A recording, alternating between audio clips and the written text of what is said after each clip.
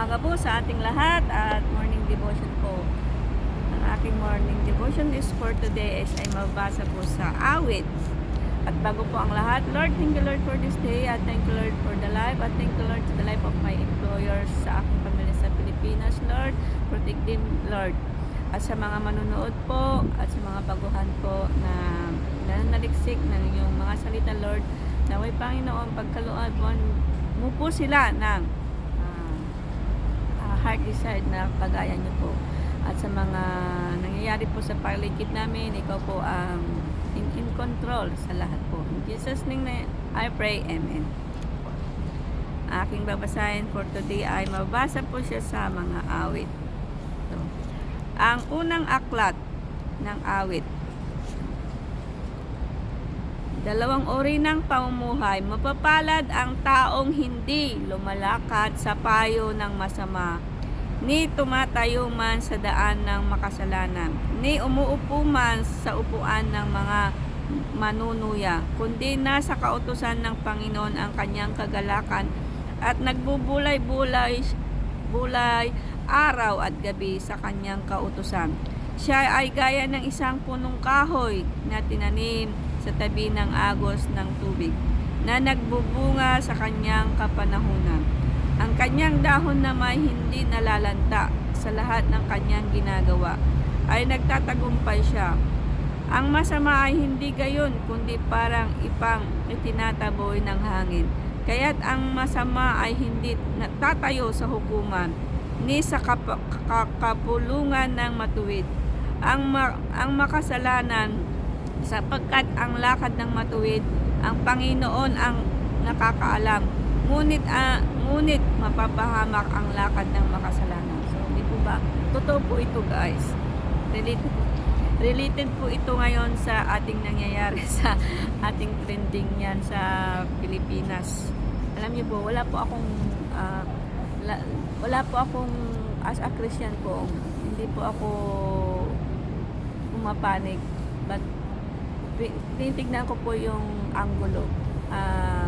Let God prevail po kung ano yung po nangyayari. But ganun pa man, I pray also our President Duterte na babalik magbabalik loob po sa Panginoon dahil po ah, sabi nga po sa Bible, pag hindi ka nag-repent, you are welcome to the hell po talaga.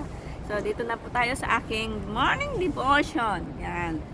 2 uri ng pamumuhay. Yan. Mapapalad ang taong hindi lumalakad sa payo ng masama. O kaya, alam niyo po, kaya po tayo lagi, ang buhay po natin is napapasama dahil nakikisama po tayo. Dapat po i-balance po natin. Kung gusto po natin ng buhay na marangal, umpisahan po natin sa ating mga sarili. Ha? Ito po, ang aking binasa po is unang awit ng chapter 1 hanggang verse 1 to 6 po. Ayan.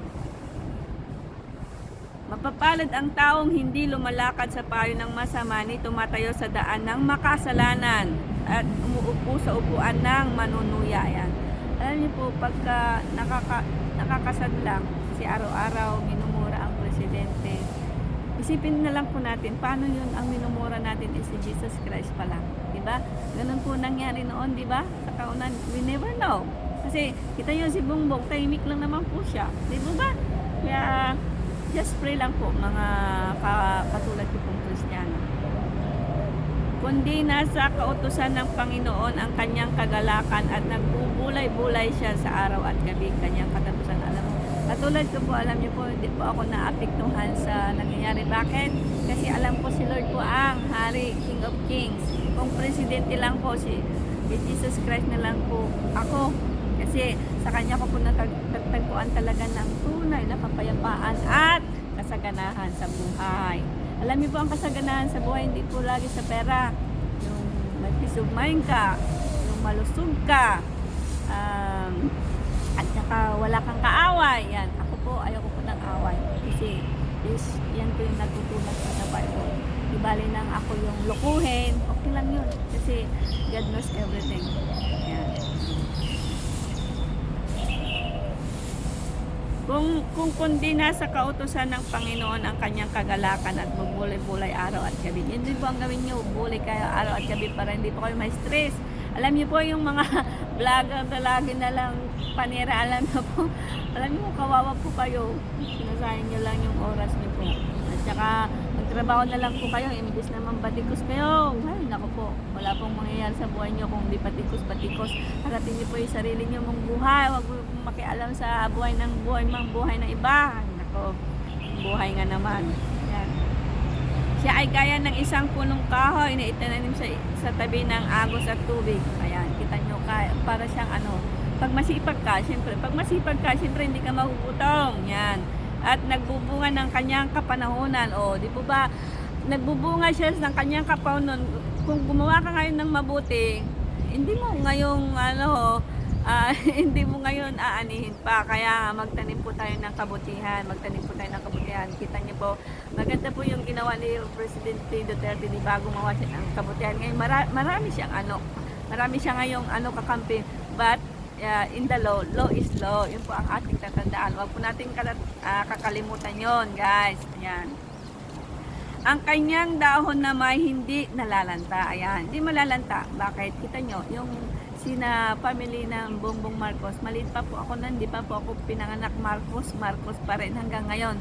Pero alam nyo, masasabi kong they are good heart. Why? Kasi sa dami nilang kaso, wala naman ng patunayan. Puro na lang mga batikos, di po ba? Alam niyo po guys, wag po tayo masyadong nakikiride on. Kasi the more na nakikiride on po tayo na wala po tayong na ebidensya, yung totoong ebidensya, ay naku po, ikaw lang, kumbaga yan, boomerang yan bato mo, balik sa'yo. Kaya kayo po pag gusto niyo po ng buhay na marangal, mayaman, magtrabaho ka, yan lang. Sus, ibabato niyo pa sa gobyerno siya na nga lahat humahawak, kayo talaga. Yan. Ang masamay hindi gayon, kundi parang isang ipang itataboy ng hangin. Ay, kita nyo. Kung talaga pong si Duterte, bakit, di ba, matapang siya di ba? Sabi niya sa mga judge, sa mga ICC, sampalin niya. Andun na siya ngayon. Hindi naman niya sinampal, di ba? Yan. Ako po eksakto lang po yung aking wala po akong pinapanigan. Ang aking pinapanigan po talaga is si Lord Jesus lang. Ako po isang messenger lang, ha? Kaya ang masama ay hindi tatayo sa hukuman. O, kita nyo, hindi hinayaan ng Panginoon na ganun-ganun na lang na bangag ka, weak ka, kita nyo, yung pagkasabi niya ngayon, ano ngayon yung, parang kung titignan nyo, sino ang mas bangag? Yung nagsasalita ng puro mura o yung inaakusahan, di po ba? Think about it mga guys, kaya wag po tayong padadala sa emosyon. Alam niyo po si Satanas po, ginagawa po niya yan lahat para po kayo ma-deceive. Ayan. Kaya't ang masama ay hindi tatayo sa hukuman ni sa kapulungan ng matuwid na makasalanan. Sapagkat ang lakad ng matuwid, ang Panginoon ang nakakaalam. Ayan, kita niyo po. Kahit wala nang, sa tingin niyo po, wala nang kakampi si Bubong. Meron din po, sabihin ko po, katulad ko din po, hindi rin ako galit kay Sir Duterte.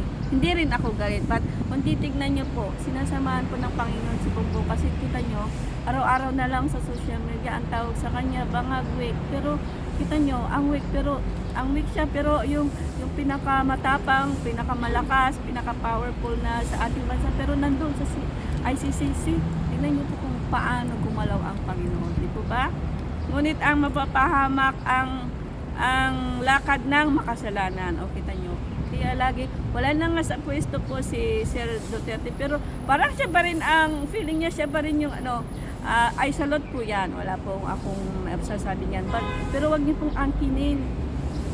Yung ginawa niyo po as the past is part of your job. Okay, yun. Hindi na yun mabubura. Kahit sa akin po, hindi na po yun mabubura kasi nakinabang po ako sa aking passport. At saka higit sa lahat po, huwag po nating angkinin. Oo. Bigyan po natin yung mga tao ng laya na mag-isip. Huwag po natin, kung talagang mabuti ka din sana sa kalaban mo. Kasi ang totoong Kristiyano po, love your enemies po. Yan.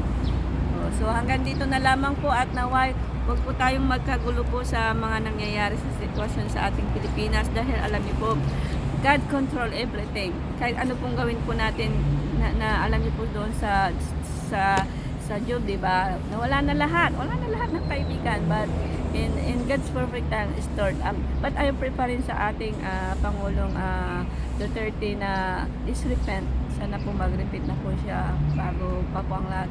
At I pray po na siya po gamitin instrumento ng Panginoon in God's perfect time po. Kasi President Duterte is a great testimony kung mababago po yung kanyang buhay po. So hanggang dito na lamang po at have a nice day.